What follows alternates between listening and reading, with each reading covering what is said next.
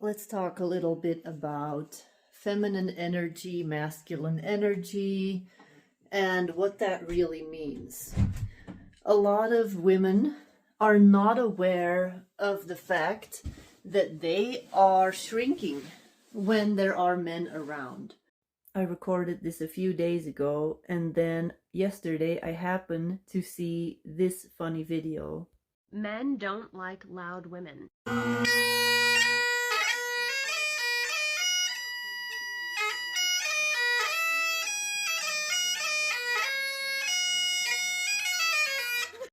You get the point.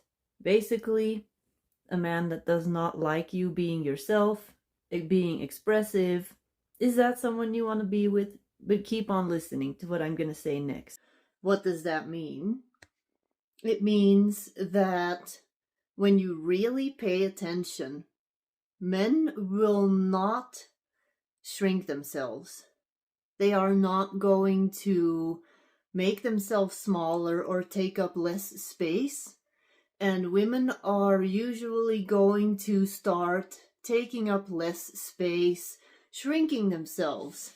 And if you don't know what that looks like, that can look like sharing a house with multiple men and their stuff is all over the place and they are leaving their stuff everywhere. And then a lot of women are going to get all angry.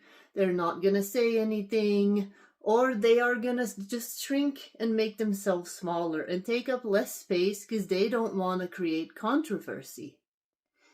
You don't have to explain anything. You don't have to complain. You just take up the space that you deserve. You do the same thing. And it's almost like there is this ancestral thing.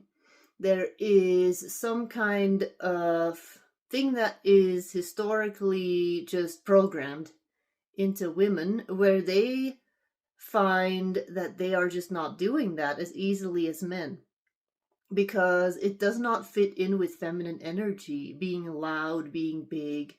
When you are allowed to fully take up all of your space, and it is not less feminine. If anything, then the men that are around you are going to see that you have stuff going on. You're doing stuff in life. You need space. You have a lot of energy that you need space for. And right now we have a friend staying with us. So we're all three kind of sharing the house. And there is one room that all three of us really enjoy because it's ideal to work. It has a table and we all have our stuff on it sometimes. And I'm just going through this because I'm seeing how past me, or a lot of women that I know, would just stop using the table. They're just not gonna use it anymore. It's not for them anymore because all this other stuff is on there. So they're just gonna avoid that room and just feel tiny and tiny and tiny and shrink away. When what you can do is then say, oh, I need this table, I need this room from then to then, okay. And the men are not gonna have a single problem with it. And you are not less feminine. And I know this may sound like a funny example, but I see this in a lot of my friends' lives, that they will just give themselves tiny little breadcrumbs.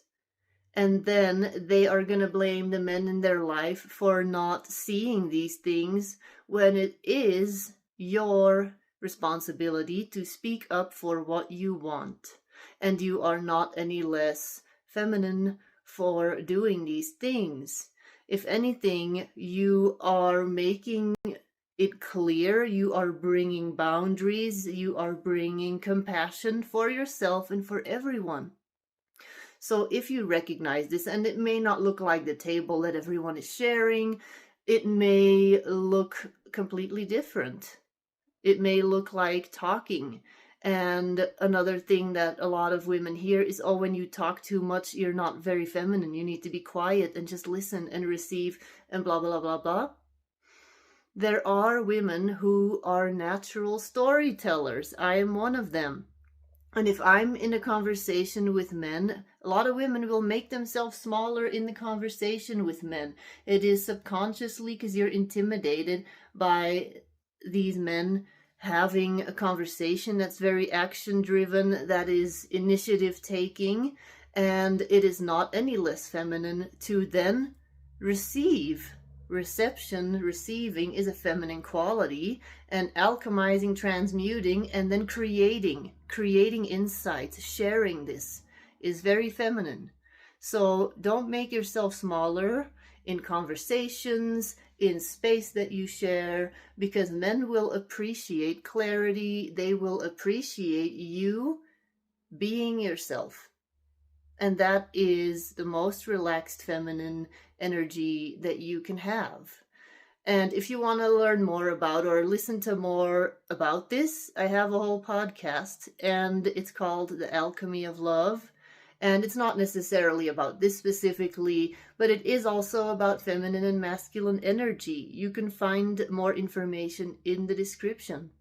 If you would like to work with me or have a chat with me, know that I have sessions available where we can dive into this stuff, because I used to be codependent and I was in toxic relationships. I used to make myself so small that it seemed like I was invisible and not even living there.